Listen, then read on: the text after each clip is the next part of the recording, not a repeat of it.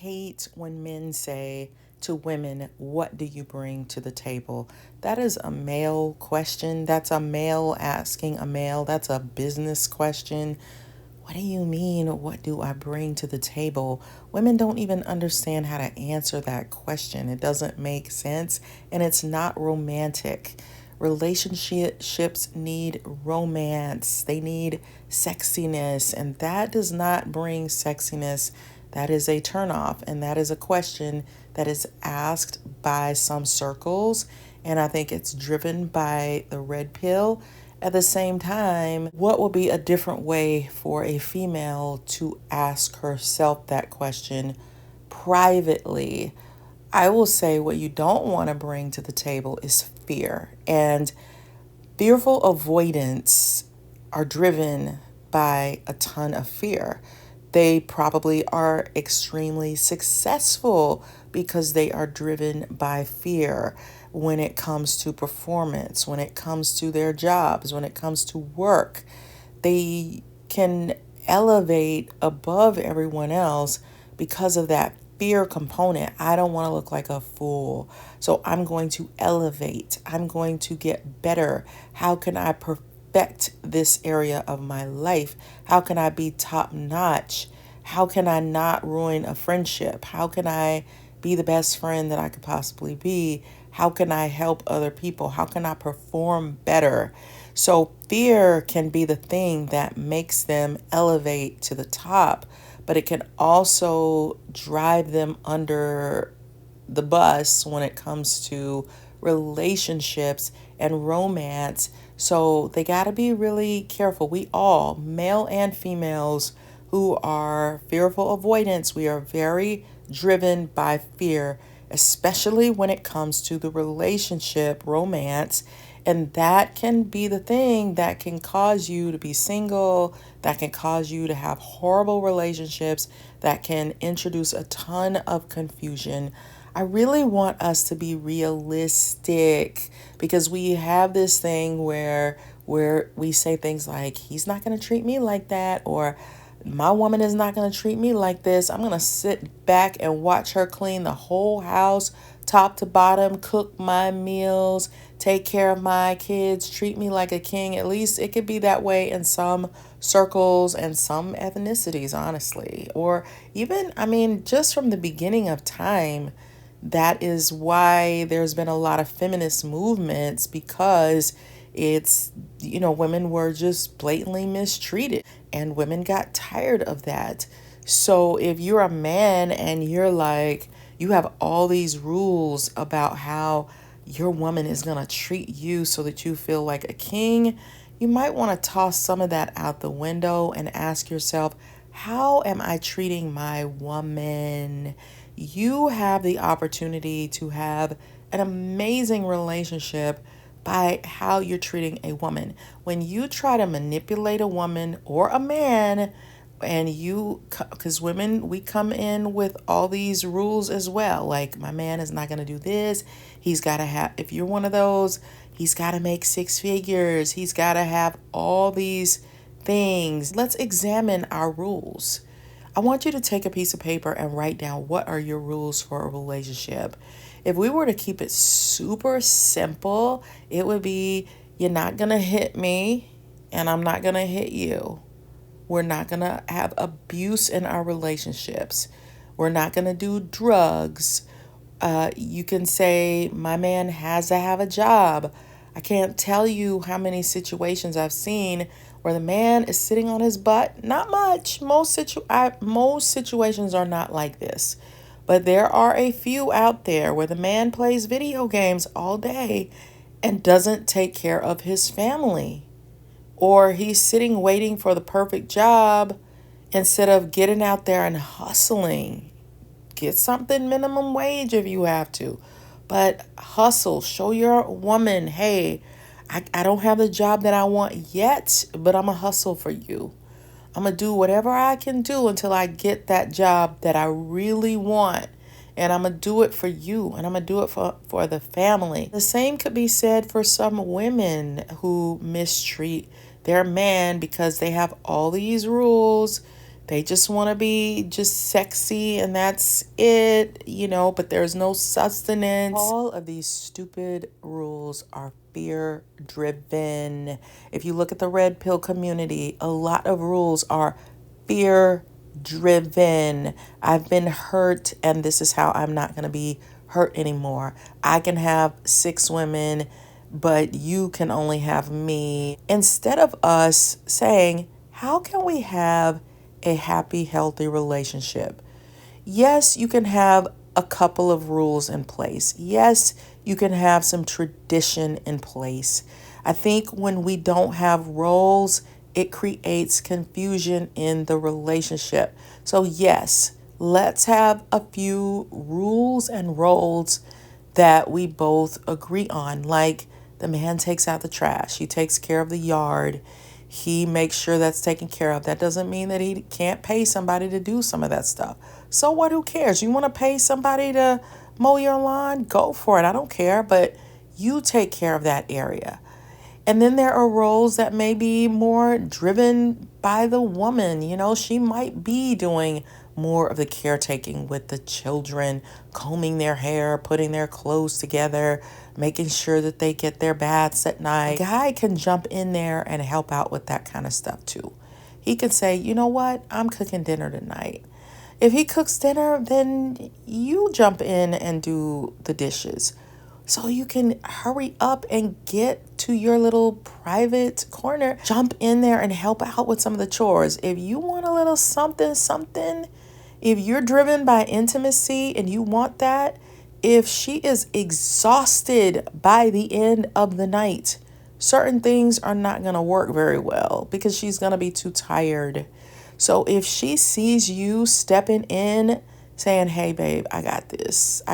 Let me sweep. Let me hurry up and help you wash those dishes. You go sit down and relax a little bit. You've been working all night. You've been on your feet, taking care of the kids, taking care of me.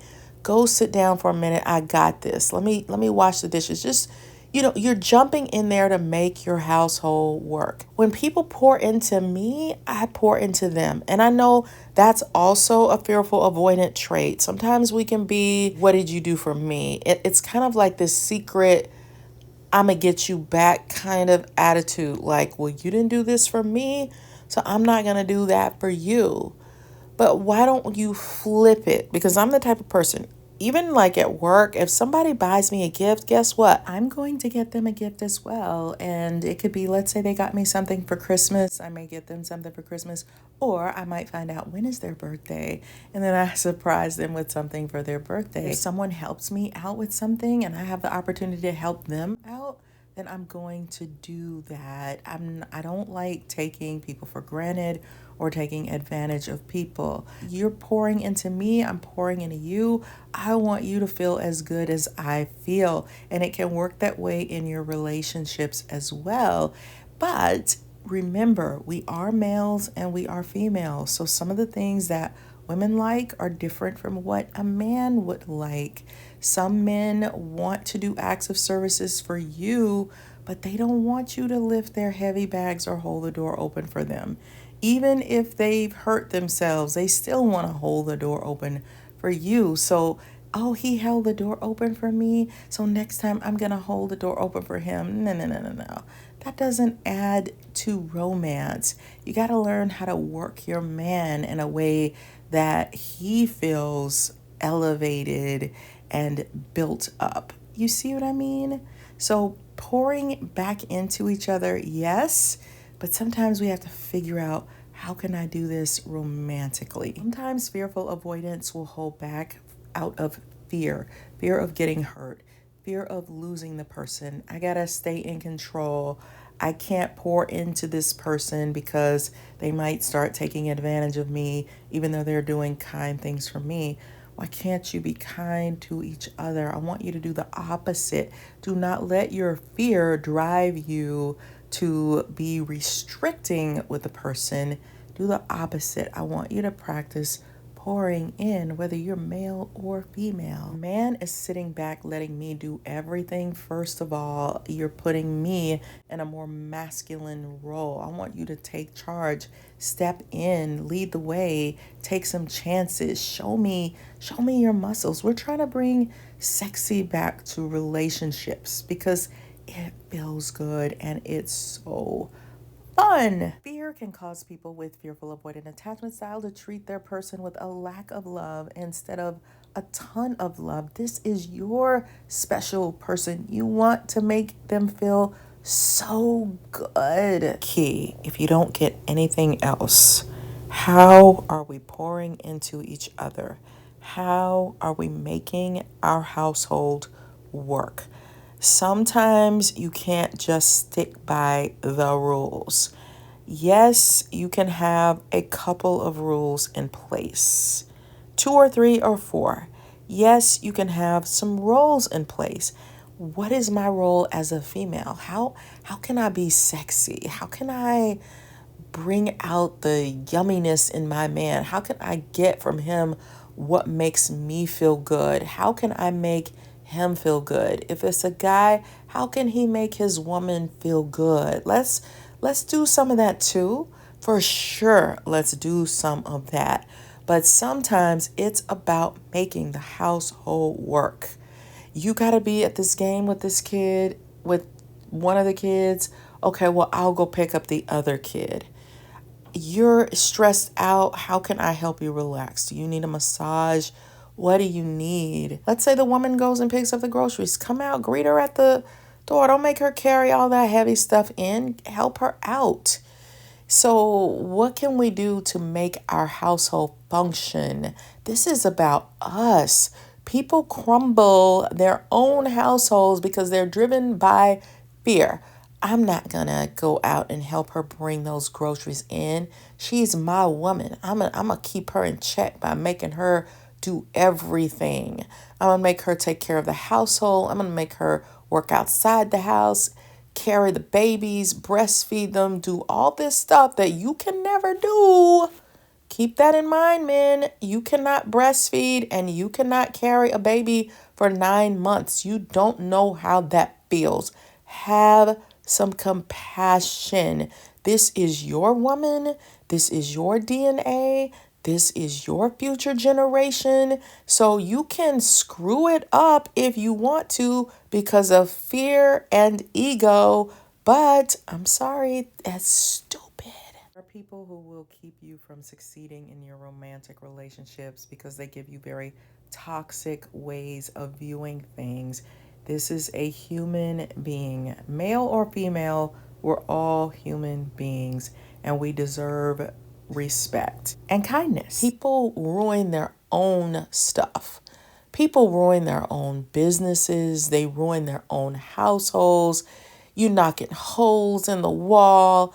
I've seen people get brand new houses and they're so, oh, I got to do some projects in this house. They're knocking holes in the wall and they never fix them.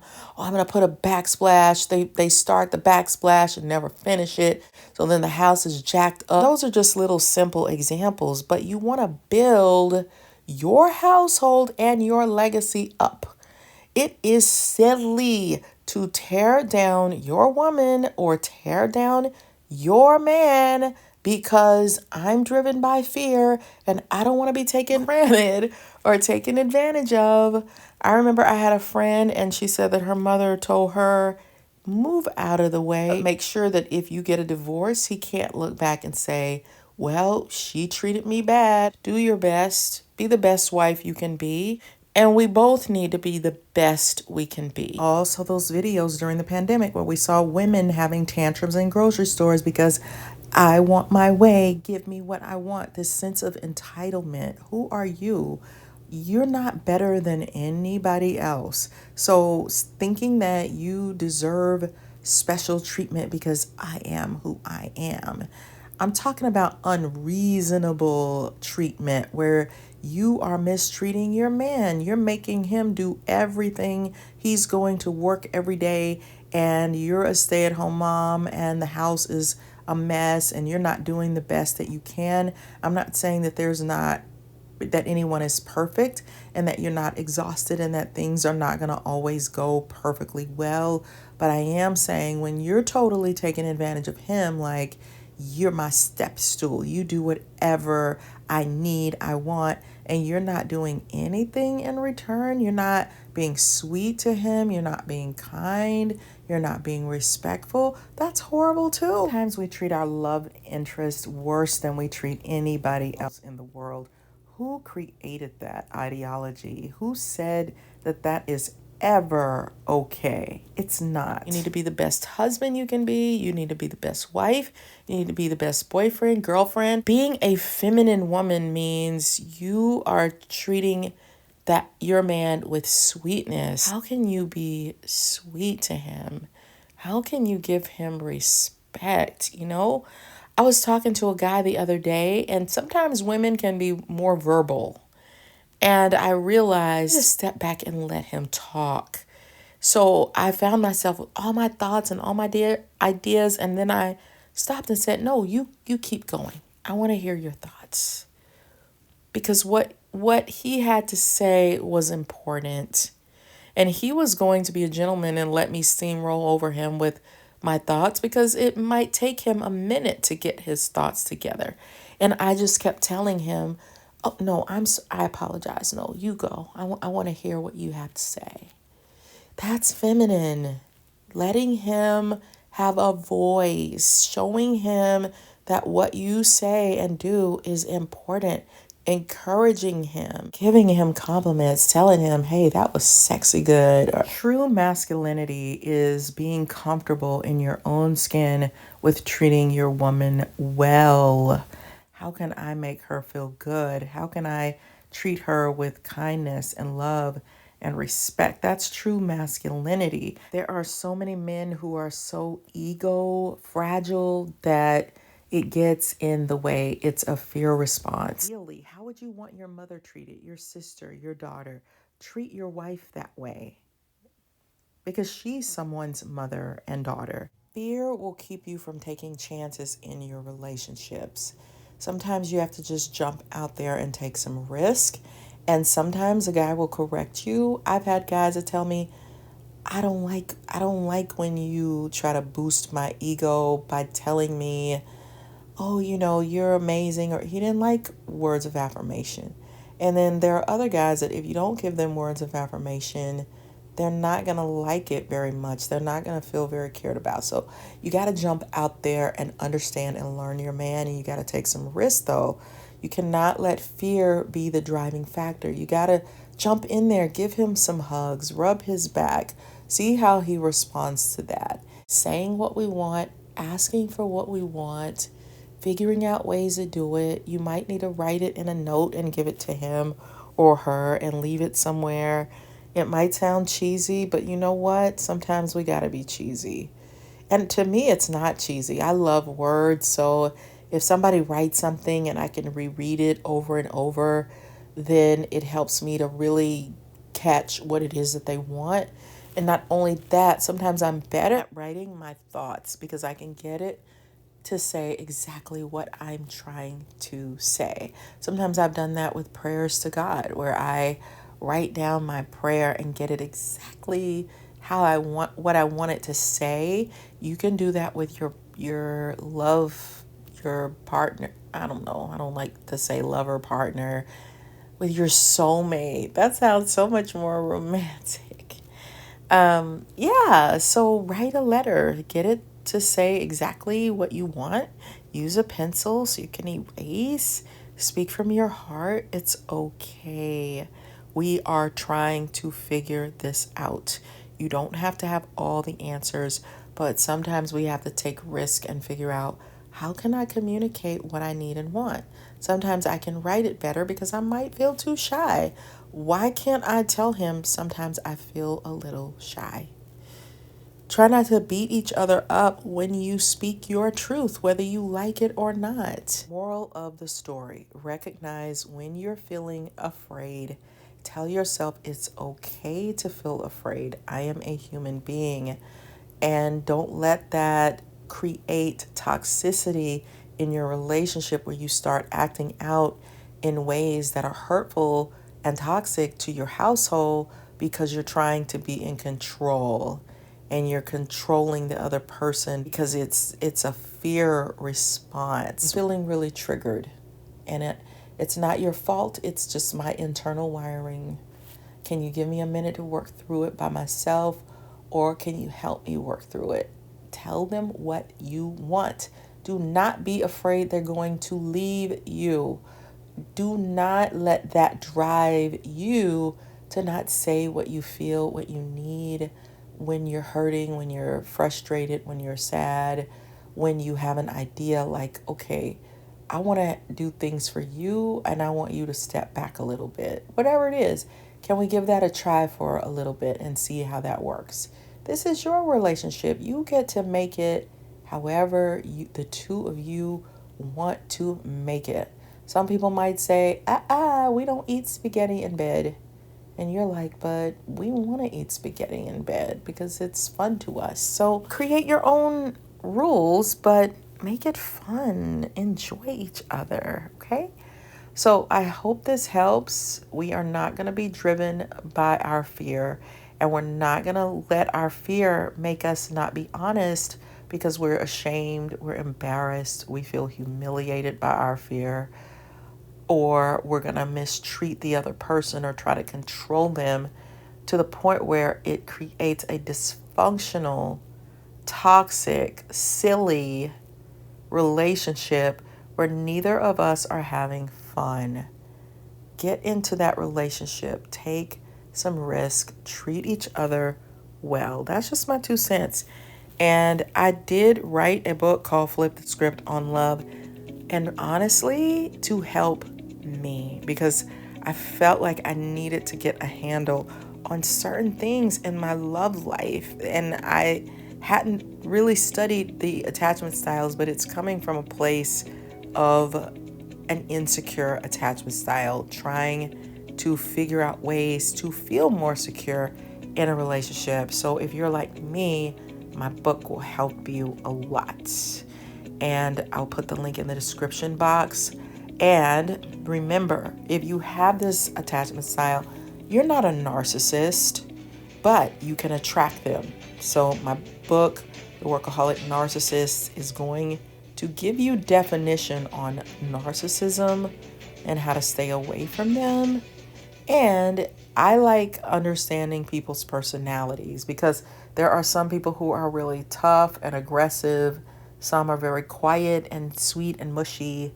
The 16 Myers-Briggs personality types will help you understand people. And that's why I wrote From ENFJ with Love. It's going to help you so that you're not running from people and being driven by fear. So share this video with people who it can help, even if it's your boyfriend or your girlfriend. So I will see you guys on the next video. Be sure to subscribe as we take this journey together. Love you, and I'll see you on the next one. Bye.